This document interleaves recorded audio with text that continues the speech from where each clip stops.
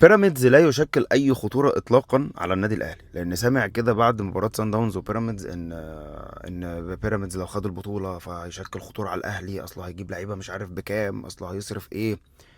آه، في الحقيقه ان بيراميدز عمل النهارده مباراه كويسه جدا وحقق نتيجه ايجابيه، تعادل ايجابي في انتظار مباراه العوده، فهو بيقرب للبطوله اكتر. ولكن تعالى نمسك الموضوع بقى. هو بيراميدز لو خد البطوله خطر على مين؟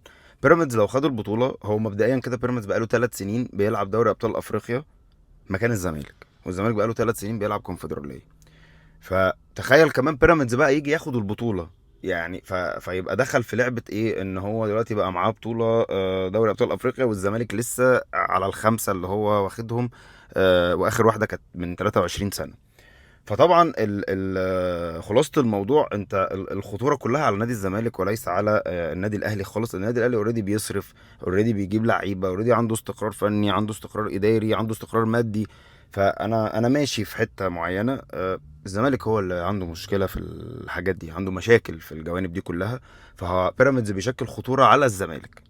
اما بخصوص تأجيل مباراة بيراميدز وسيراميكا، نرجع بقى لأصل الموضوع. هو أصلا كان في مباراة يوم 20/5 ما بين الزمالك وبيراميدز نهائي الكاس، وتم الاتفاق ما بين الطرفين ان احنا ممكن نأجل عادي يا جماعة. طبعا الزمالك عشان يبوظ صفقة زيزو على الأهلي وما يروحش معاه كأس العالم، وبيراميدز عشان رايح يلعب في جنوب أفريقيا مباراة الذهاب في نهائي دوري أبطال أفريقيا.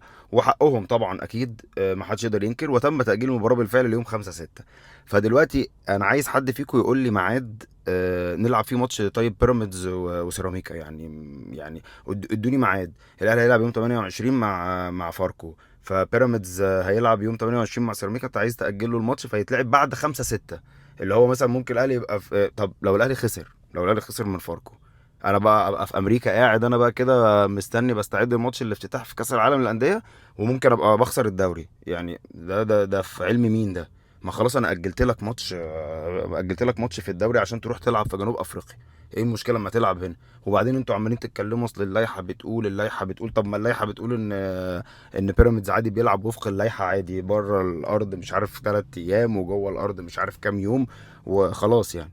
هو ليه بقى نحشر اسم الاهلي؟ واصل الاهلي لو كان موجود كان هو مش عارف ايه. كله يركز في نفسه يا جماعه، كله يركز في نفسه والله العظيم، وهتلاقوا الدنيا مشيت.